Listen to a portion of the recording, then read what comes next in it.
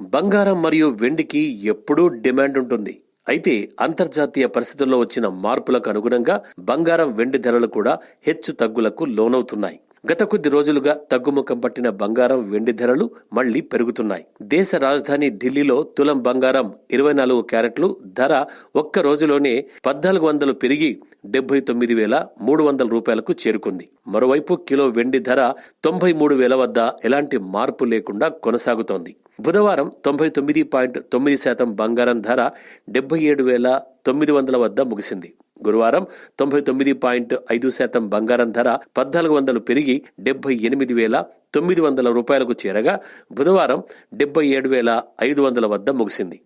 December delivery కోసం multi exchange gold contract MCX 568 రూపాయలు పెరిగి 76,602కు చేరుకుంది. రష్యా మరియు ఉక్రెయిన్ల మధ్య పెరుగుతున్న ఉద్రిక్తతల మధ్య బంగారం పెట్టుబడిదారులకు స్వర్గధామంగా మారిందని కమోడిటీ మరియు కరెన్సీ విశ్లేషకుడు మరియు LKP Securities vice president Jatin Trivedi అన్నారు.